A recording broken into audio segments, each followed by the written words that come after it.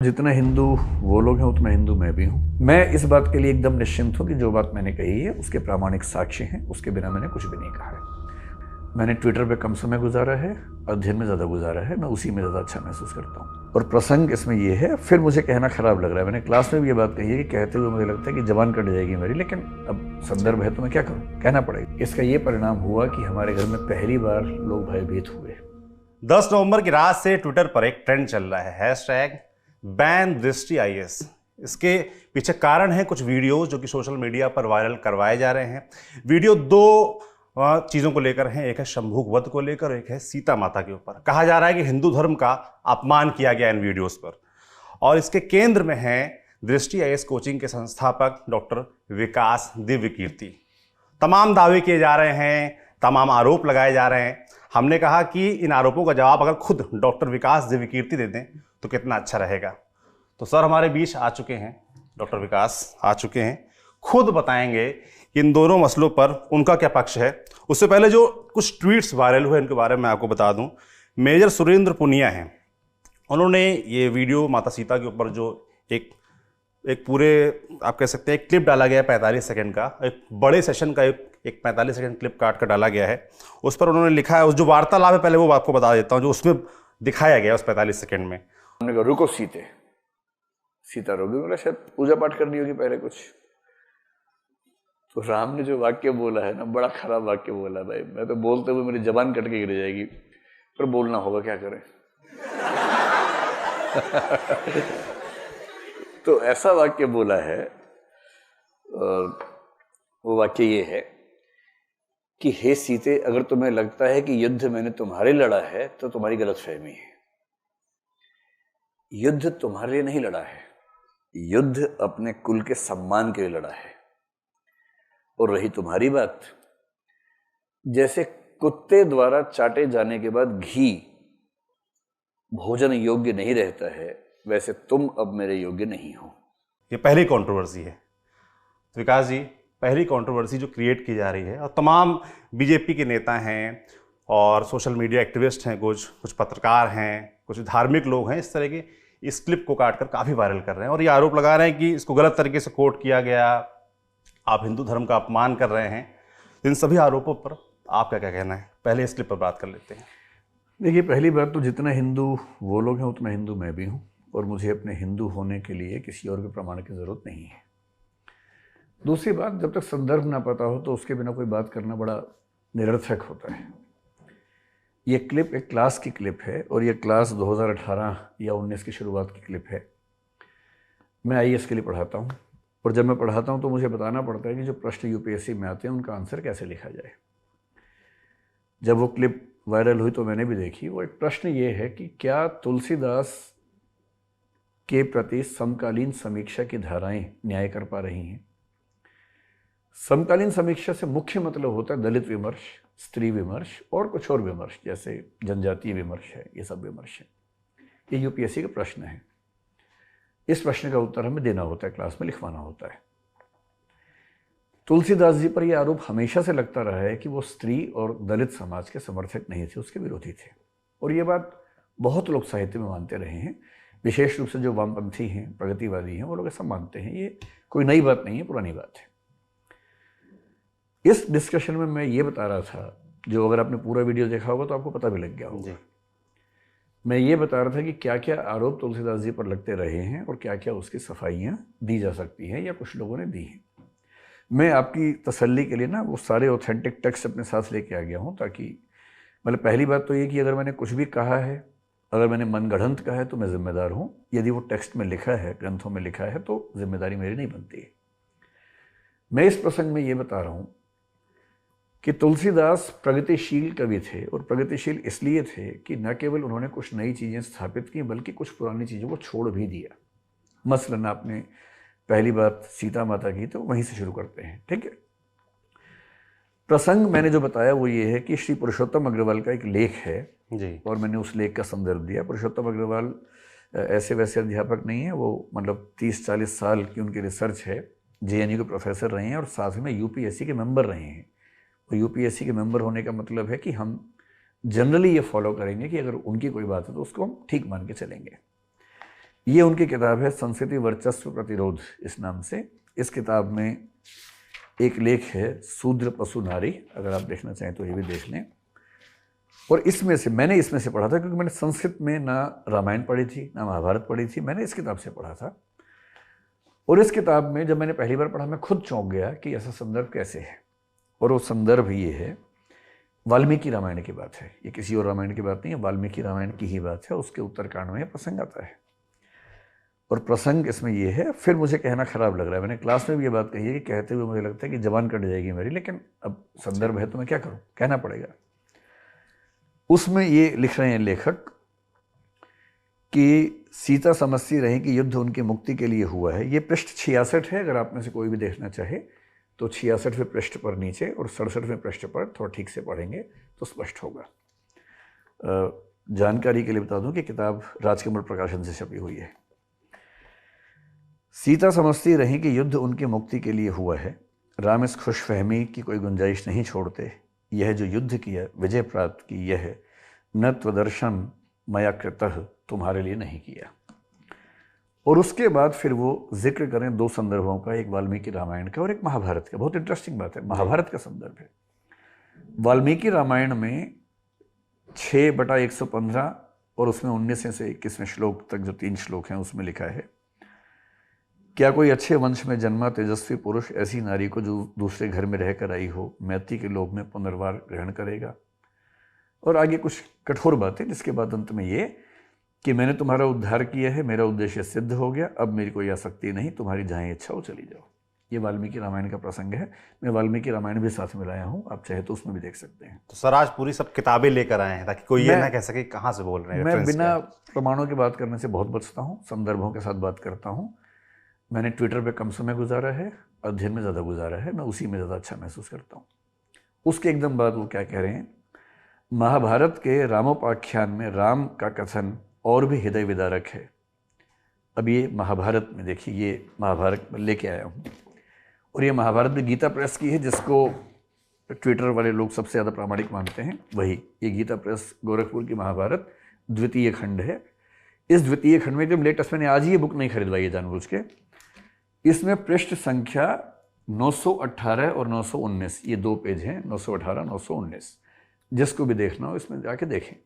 और ये 291वां अध्याय है और ये अध्याय इसमें मार्कंडेय कह रहे हैं, मार्कंडेय उवाच से यहाँ से शुरू होता है। और उसका जो श्लोक नंबर 13 है, सुवृताम सुवृताम वाप्यहम त्वामद्य मैथिली नोत्सहे परिभोगाय श्वावलीढ़ हविर्यथा सॉरी। अब इतना खराब है कि मुझे बोलते हुए फिर उतना ही खराब लग रहा है। मिथिलेश नंदिनी, तुम्हारा आचार विचार शुद्ध रह गया हो अथवा अशुद्ध, अब मैं तुम्हें अपने उपयोग में नहीं ला सकता। ठीक उसी तरह जैसे वही बात की जो कुत्ते के चाटे हुए भविष्य को कोई भी ग्रहण नहीं करता। यही बात पुरुषोत्तम जी ने अपने लेख में लिखी थी, इसको कोट करते हुए। अब सवाल है कि हम क्या करें। यूपीएससी में प्रश्न ऐसे पूछे जाएंगे कि स्त्री विमर्श के परिप्रेक्ष्य में तुलसीदास का मूल्यांकन करें, दलित विमर्श के परिप्रेक्ष्य में मूल्यांकन करें। स्त्री विमर्श की बात करते ही इसको कोट किया जाता है कि ऐसा रामायण में था। और महानता क्या है तुलसीदास की? तुलसीदास जी ने रामायण के उन प्रसंगों को छोड़ दिया जो रामायण में थे और ठीक नहीं थे। सीता परित्याग, सीता के परित्याग की कहानी हर बच्चा जानता है भारत में। बहुत इंटरेस्टिंग बात है कि वो तुलसीदास की रामचरितमानस में नहीं है, वो रामायण में है, वाल्मीकि रामायण में है और उत्तर रामचरित में है, लेकिन रामचरितमानस में नहीं है। इससे तुलसीदास इस मामले में प्रगतिशील साबित होते हैं। और ये कथन महाभारत का कथन है जिसमें इस संबंध का जिक्र किया गया है। और मेरे इस वीडियो के क्लिप में आपने देखा भी होगा, मैंने जिक्र किया है कि शायद पुरुषोत्तम अग्रवाल जी ने किसी पुस्तक में इसका कोटेशन दिया है। वो ये पुस्तक आपके सामने मैं लेके आया हूँ, आपको संदर्भ देखना हो तो देख सकते हैं। ये एक डिबेट हुई, मेरे ख्याल से पहली डिबेट आप इसी की बात करना चाह रहे थे, है ना? तो ये जो वीडियो सर 45 सेकंड का जो क्लिप शेयर किया जा रहा है, इस जो आपने बताया ये पूरी बातचीत इस विषय पर थी, इसी पर थी, लेकिन उसमें से काट के उतना ही शेयर किया गया। उस पूरी बातचीत के अंत में मैं ये कह रहा हूँ कि तुलसीदास प्रगतिशील क्यों हैं? क्योंकि तुलसीदास ने ऐसे संदर्भों को छोड़ दिया रामचरितमानस में जो परंपरा से चले आ रहे थे कि हे सीते, अगर तुम्हें लगता है कि युद्ध मैंने तुम्हारे लड़ा है तो तुम्हारी गलतफहमी है। युद्ध तुम्हारे लिए नहीं लड़ा है, युद्ध अपने कुल के सम्मान के लिए लड़ा है। और रही तुम्हारी बात, जैसे कुत्ते द्वारा चाटे जाने के बाद घी भोजन योग्य नहीं रहता है, वैसे तुम अब मेरे योग्य नहीं हो। संस्कृत के एक ग्रंथ में राम के मुंह से यह कहलवाया गया है। ये राम नहीं कह रहे, लेखक कह रहे हैं। लेखक लोग अपने मन की बातें चरित्रों के मुंह से कहलवाते हैं और छवि बनती है चरित्र की, छवि बिगड़ती है उसकी। तुलसीदास जी एकदम चुपचाप गोल कर गए इस पूरे मामले को। उनको पता था कि ये सब नहीं चलेगा, फेमिनिज्म पैदा होने वाला 3-4 साल बाद, और उस समय की महिलाएं बैंड बजा देंगी। हालांकि फिर भी ऐसी बातें महिलाओं के लिए कहे गए हैं कि बैंड बजाने के लिए पर्याप्त कारण है। राम अच्छे बुरे का प्रसंग नहीं है, एक ही राम है। उन पर वाल्मीकि भी लिखते हैं, उन पर 9वीं शताब्दी में आके भवभूति लिखते हैं उत्तर रामचरित में, वो भी लेके आए। ये उत्तर रामचरित भी लेके आ गया हूँ आपके लिए जानबूझकर, ठीक है। इन्हीं राम की कहानी पर हम 16th सेंचुरी में देखते हैं, तुलसीदास जी भी लिखते हैं रामचरितमानस। इन्हीं पर कृतिवास रामायण बांग्ला में लिखी गई है। इन्हीं राम की कहानी पर निराला राम की शक्ति पूजा लिखते हैं 1936 में। इन्हीं राम की कहानी पर साकेत मैथिली गुप्त ने लिखा है, वो भी राम है। जब वो राम तुम्हें यह देश ना भूले, धाम धरा धन जाए भले ही, यह अपना उद्देश्य ना भूले, जब वो इस तरह की बात करते हैं तो वो भी राम के बारे में बातचीत है। ये सारी राम की कथाएं बदलती जाती हैं।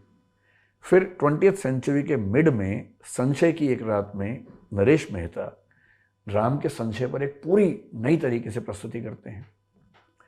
अब सवाल है कि अगर हिंदी साहित्य में और हिंदी से पहले के साहित्य में भी राम की कथाओं में इतने वेरिएशंस आ रहे हैं, और हमसे प्रश्न यूपीएससी में पूछा जाए कि राम को लेकर नई समीक्षा क्या बोलती है, समकालीन समीक्षाएं क्या कहती हैं, तो उसका जवाब क्या दें? जब तक हम संदर्भ न कोट करें तो फिर अंक नहीं मिलेंगे बच्चों को। तो मेरी क्या जिम्मेदारी बनती है? तो मैं इस बात के लिए एकदम निश्चिंत हूँ कि जो बात मैंने कही है उसके प्रामाणिक साक्ष्य हैं, उसके बिना मैंने कुछ भी नहीं कहा है। और ये मेरा भक्ति भाव नहीं है। मैं जब क्लास में होता हूँ तो मैं भक्ति भाव से क्लास नहीं लेता हूँ। क्लास लेता हूँ इस उद्देश्य से कि विद्यार्थी को क्या पता होना चाहिए, क्या उसको परीक्षा में लिखना है, न कि इस भाव से कि मेरे व्यक्तिगत विचार क्या हैं, मेरी व्यक्तिगत आस्थाएं क्या हैं। दूसरा जो वीडियो वायरल हो रहा है वो शंभूक वध को लेकर है जी, उस पर क्या कहेंगे आप? शंभूक का जो प्रसंग है ये बहुत ही विवादास्पद प्रसंग है हमारी रामकथा में, और मतलब अच्छा तो नहीं लगता है, मुझे भी नहीं अच्छा लगता है। मैं ईश्वर से प्रार्थना करता हूँ कि काश ये प्रसंग न होता, पर ये प्रसंग है तो मैं क्या करूँ उसमें। ये जो पुस्तक है इसका नाम आपने खूब सुना होगा, ये रामायण है, श्रीमद् वाल्मीकि रामायण, गीता प्रेस गोरखपुर से छपी है, उसका द्वितीय भाग है। ये पुरानी पुस्तक मेरे पास रखी थी, मैं वहीं से लेके आ गया हूँ। ये उसका पृष्ठ संख्या 774 और 775 है। इसको भी आप आराम से ध्यान से देख सकते हैं, ठीक है। 775 में पृष्ठ पर इसका 76वां सर्ग शुरू हो रहा है, और 76वें सर्ग में ये कहानी पहली बार आई है, उत्तरकांड में आई है। अब आज मैंने ट्विटर पे कुछ लोगों ने मुझे रेफरेंसेस भेजे जिसपे लोग कह रहे हैं कि रामायण में तो उत्तरकांड है ही नहीं, तो ये उत्तरकांड की बात कैसे कर रहा है? ये गीता प्रेस है, रामायण है, ये रामायण का उत्तरकांड है। इसमें आप अगर देखना चाहें तो देखें, सबसे ऊपर क्या लिखा है, उत्तरकांड। अब कुछ लोगों ने अपनी कल्पना से ये मान लिया कि उत्तरकांड रामचरित या रामायण का हिस्सा नहीं है, तो उसमें मैं क्या कर सकता हूँ, इसमें तो लिखा हुआ है उत्तरकांड। और इस प्रसंग में जो बात कही जा रही है वो क्या है? देखिए, मैंने ये संदर्भ क्यों दिया, तुलसीदास क्यों प्रगतिशील हैं। प्रसंग ये है कि शंभूक एक शूद्र व्यक्ति था, वो तपस्या कर रहा था त्रेता युग में। एक, मुझे पूरी कहानी उस समय ध्यान नहीं थी तो मैंने बहुत संक्षेप में कही थी, अब मैं थोड़ा ध्यान से विस्तार में पढ़ा। एक ब्राह्मण के पुत्र की असमय मृत्यु हो गई 12-13 साल की उम्र में, तो वो रोता हुआ विलाप करता हुआ राजा राम के पास पहुंचा। राम उस समय राजा बन चुके हैं। तो राम ने पूछा, बताओ क्या बात है भाई? तो उसने बताया कि मेरे पुत्र की असमय मृत्यु हुई है, और ऐसी अकाल मृत्यु हमारे राज्य में कभी नहीं होती थी, जरूर कोई अधर्म हो रहा है। और चर्चा होते होते समझ में आया कि अधर्म का मतलब ये है कि कोई ब्राह्मण या क्षत्रिय के अलावा कोई है जो तपस्या कर रहा है, उसमें यह प्रसंग आता है। तो फिर राम को निर्देश मिला कि वो इस चीज़ को सुधारें। राम खोजते हुए गए, और जब खोजने के बाद पहुंचे तो उनको ऐसा दृश्य दिखा, एक व्यक्ति पेड़ से उल्टा लटका हुआ तपस्या कर रहा था। राम ने उससे पूछा, बड़ी विनम्रता से पूछा कि आप कौन हैं, किस वर्ग से हैं, किस जाति से हैं, किस समुदाय से हैं? और लंबी बातचीत हुई। उसके बाद उसने बताया कि आप मुझे शूद्र समझिए, ये तीसरे श्लोक का हिस्सा है, आप मुझे शूद्र समझिए, मेरा नाम शंबूक है। उसका जो अगला छंद है, भाषतस्तस्य शूद्रस्य खड्गम सुरुचिर प्रभम निष्कृष्य कोशाद विमलम शिरच्छेद राघव। वो क्या कह रहे हैं? वह इस प्रकार कह ही रहा था कि श्री रामचंद्र जी ने म्यान से चमचमाती हुई तलवार खींच ली और उसी से उसका सिर काट लिया।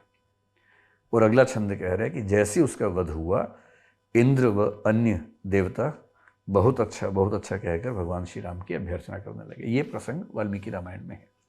बुरा प्रसंग है। वाल्मीकि के समय में शायद ये सामाजिक चर्चा इतनी नहीं होती होगी, सोशल डिस्कोर्सेस वैसे नहीं होंगे। सीधी सी बात है, हम भी अपने समय की सीमाओं से बंधे हुए हैं। हर व्यक्ति बंधा होता है, हर लेखक बंधा होता है। इसके लगभग 1000 साल बाद 9वीं शताब्दी में भवभूति ने उत्तर रामचरित लिखा। भवभूति बहुत महान साहित्यकार हैं। ये भवभूति का उत्तर रामचरित है। ठीक, भवभूति के उत्तर रामचरित में भी ये प्रसंग आता है। और मैंने इस प्रसंग को यहाँ से नहीं पढ़ा था, ये तो मैंने आज पहली बार पढ़ा। मैंने कहाँ से पढ़ा था? दिल्ली विश्वविद्यालय के बहुत प्रसिद्ध प्रोफेसर रहे हैं, प्रोफेसर विश्वनाथ त्रिपाठी। उनकी किताब है लोकवादी तुलसीदास। तुलसीदास का अध्ययन करने के लिए मानते हैं कि इससे बढ़िया कोई किताब नहीं, इतनी गहरे अनुसंधान से किताब लिखी हुई है। और विश्वनाथ त्रिपाठी होना मजाक नहीं है। 50-60 साल की तपस्या करनी पड़ती है, तब जाके व्यक्ति उस स्तर पे अध्ययन कर पाता है। सारी पुस्तकों का अध्ययन विश्लेषण किया उन्होंने। मैंने ये किताब पढ़ी हुई थी और इस किताब में क्या लिखा है मैं कुछ पंक्तियाँ पढ़ देता हूँ। वाल्मीकि, भवभूति, तुलसी और निराला के राम चरित्र में जो अंतर है उसका कारण इन महावीर कवियों के युगबोध का अंतर है। राम कथा में एक प्रसंग ऐसा है, ये इसमें पृष्ठ 25 पर है, कोई पढ़ना चाहे तो पृष्ठ 25 में इस पूरे प्रसंग को देख सकता है। राम कथा में एक प्रसंग ऐसा है जहाँ वाल्मीकि और भवभूति के राम शंबूक नामक शूद्र का वध करते हैं। उस बेचारे का कसूर यह था कि शूद्र होकर भी तपस्या कर रहा था। वाल्मीकि के राम का प्रसंग है, तो जो मैंने आपको बताया कि जैसे ही उसने बताया कि मैं शूद्र हूँ, उसको अगले क्षण रुचिर प्रभा वाली विमल तलवार को म्यान से निकालकर उसका सिर काट लिया। लेकिन वाल्मीकि के बाद जब भवभूति का जिक्र आता है, बहुत अच्छी बात है कि भवभूति के राम के मन में अंतर्द्वंद्व है कि क्या मैं इसको मारूं या ना मारूं। ये उस वीडियो में है, जो पूरा वीडियो है, मैंने यही बात बताई है उसमें। भवभूति बहुत परेशान, भवभूति के राम बहुत परेशान है कि मैं क्यों मारूं, भाई तपस्या तो कर रहा है। और फिर क्या लिखा है? भवभूति के राम के हृदय में शंबूक को मारते समय द्वंद्व है, उनके मन में करुणा जगती है। फिर अपने को निर्मम बताते हुए कहते हैं कि हे कठोर गर्भा सीता को घर से निकाल देने वाले मेरे दाहिने हाथ, तुझ में करुणा कहाँ। और उसके बाद वो उसका सिर काटते हैं। ये प्रसंग उसमें है। और ठीक यही प्रसंग मैं भवभूति के उत्तर रामचरित भी लेके आ गया हूँ, आप उसमें भी चाहे तो देख सकते हैं। तुलसीदास की महानता ये है कि तुलसीदास ने शंबूक वध के प्रसंग को रामचरितमानस से हटा दिया। और मैं उसमें ये बताना चाह रहा हूँ, जो कि बताया विश्वनाथ त्रिपाठी जी ने लिखा है, उन्हीं की किताब से बता रहा हूँ, कि लेखक सिर्फ इसलिए महान नहीं होता कि उसने क्या लिखा है, लेखक इसलिए भी महान होता है कि परंपरा की कौन सी बात को छोड़ दिया है। तुलसीदास जी ने शंबूक वध के प्रसंग को छोड़कर महानता दिखाई, सीता परित्याग को छोड़कर महानता दिखाई। और इस प्रसंग को बताते हुए पीछे के संदर्भ देने पड़ते हैं, उसी पर यह सारा का सारा शोर हुआ है। साध्वी प्राची विश्व हिंदू परिषद के नेता हैं, उन्होंने भी एक ट्वीट किया है और अपौरुषेय वाली बात का वो जिक्र कर रही हैं आपकी वीडियो का रेफरेंस देते हुए। और लिखा है कि इनके जैसे जितने भी विलियम, मैडम और मैकाले के मानस पुत्र हैं, वे जब जब धार्मिक विषयों पर अपनी चोंच खोलते हैं तब तब अपने मुख से मल वचन नहीं करते हैं। और अपौरुषेय शब्द को लेकर जो आपका ये वेद कितने पुराने हैं, इसको लेकर जो विषय आपने रखा था अपना, मतलब उस पर उनका कटाक्ष।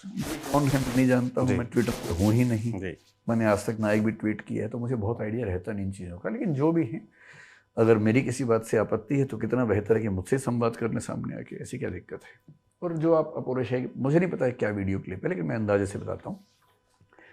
भारत के कुल 9 दर्शन हैं। और ये जो वीडियो आप, इसमें मैं बता दूं क्या है, इसमें आप किसी एक आदमी का जिक्र कर रहे हैं कि जो कह रहा है कि वेद बहुत पुराने हैं। तो एक बच्चे ने पूछा कितने पुराने, फिर हिमालय की बात आ गई, तो उन्होंने कहा हिमालय भी बने। एक हंसी मजाक। एक बात ये भी है कि ये सारे वीडियो ना यूट्यूब से बहुत पहले के वीडियो हैं। मतलब जब मैं यूट्यूब पे नहीं था उस समय के, क्लास में होने वाली सामान्य बातचीत है, बच्चों से हंसी मजाक है। 3 घंटे की क्लास में हंसी मजाक के बिना ना बच्चे बैठ नहीं पाते हैं, हंसी मजाक हम करते हैं। ये हमारे यूट्यूब चैनल पे नहीं है, किसी ने उस वीडियो कोर्स में से क्लिप निकाल के चला दी है। हमारी सहमति नहीं है इसमें, ये हमारा चैनल नहीं है। ये एक पेड कोर्स की क्लिप निकाल के चलाई गई है बिना हमारी सहमति के। इस बात को ठीक से समझना है। मतलब अगर मैं इसका प्रचार कर रहा होता तो अलग बात थी। मैं इन चीज़ों का प्रचार नहीं कर रहा हूँ क्योंकि मुझे पूरा संदर्भ पता है किस बारे में बातचीत चल रही है। अब बहुत इंटरेस्टिंग बात है कि जो भारत के 6 आस्तिक दर्शन हैं उनमें से कुछ मानते हैं कि वेदों को ईश्वर ने रचा है। एक दर्शन मुख्य रूप से मीमांसा मानता है कि वेदों को ईश्वर ने भी नहीं रचा है, वेद प्राकृतिक हैं, अपौरुषेय हैं, किसने लिखा ही नहीं है। मेरी व्यक्तिगत राय ये है कि ये बात मानना मुश्किल काम है कि अगर कोई रचना है तो वो रचना किसी ने तो की ही होगी। आप बेशक ये मान लें कि ईश्वर ने की है, लेकिन ईश्वर ने भी नहीं की है तब भी वेद लिखे हुए हैं। तो ये मेरी व्यक्तिगत राय है और लोकतंत्र में हर व्यक्ति को व्यक्तिगत राय रखने का हक तो है ही। अगर मेरी राय है कि वेद अपौरुषेय नहीं होने चाहिए, वेदों की रचना किसी ने की होगी, किसी बहुत विद्वान ने की होगी, तो इसमें क्या गलत है? मेरी राय है और अपनी राय रखना लोकतंत्र में कोई अपराध तो है नहीं। एक और कीर्ति आज़ाद, पहले क्रिकेटर, पूर्व क्रिकेटर हैं, जी जी जी, उन्होंने भी सीता माता वाला वीडियो उठाकर उन्होंने इस पर लिखा है। उनको शायद कुछ लोग ट्रोल कर रहे हो, तो उन्होंने लिखा है कि जो मुझे ट्रोल कर रहे हैं उनकी जानकारी के लिए ये पंक्तियाँ वाल्मीकि रामायण की नहीं हैं, कोई भी कुछ लिख दे वो सत्य नहीं हो जाता। ये वाल्मीकि रामायण है, मैं यहीं छोड़ के चला जाता हूँ, आप उनको बुला के दिखा दीजिए। कीर्ति आज़ाद जी, आपका स्वागत है, क्या आकर पढ़ जाइए या मुझे बुला लीजिएगा, मैं दिखा दूंगा उसमें से लाइनें। तो सर, ये जो सोशल मीडिया पर चलता रहता है इस तरह का कि एक छोटा सा एक 3 घंटे क्लास से 45 सेकंड क्लिप, जिसमें कि आप ये बात कह रहे हैं कि पूरा एक रेफरेंस के साथ एक पूरा एक सब्जेक्ट है उसके बारे में, या एक सवाल का जवाब दे रहे हैं विस्तार से, उसका एक क्लिप काट के चला देना, इस तरह के लोगों के लिए क्या संदेश है आपका? दरअसल हो क्या रहा है कि हम एक संक्रमण काल में हैं। आज से पहले क्या होता था कि एक जगह बातचीत हुई, वो बातचीत लुप्त हो गई, खत्म हो गई। अब हम कहीं भी हैं तो रिकॉर्डिंग हो रही है, और रिकॉर्डिंग हो गई तो वो हमेशा के लिए स्थायी हो गई, उसको आप खत्म नहीं कर सकते हैं। सुप्रीम कोर्ट में एक डिस्कशन चलती है आजकल जिसको बोलते हैं राइट टू बी फॉरगॉटन, कि मुझे भुला दिया जाए, मेरी किसी बात को भुला दिया जाए, इसका अधिकार होना चाहिए। कुछ देशों ने दिया भी है, हमारे देश में नहीं है। आजकल तो स्थिति ये है कि एक वीडियो क्लिप किसी की बनी है, उसके बाद वो मर जाएगा तो भी वो क्लिप उसका पीछा नहीं छोड़ेगी। तो ये हमारे दौर का सच है, इस सच से कोई नहीं बच सकता है, हम भी नहीं बच सकते हैं। लेकिन मेरा निवेदन सिर्फ इतना है कि जब सोशल मीडिया इतना ताकतवर है, हर बात को अफवाह बनाना इतना आसान है, तो शक्ति का दुरुपयोग नहीं करना चाहिए।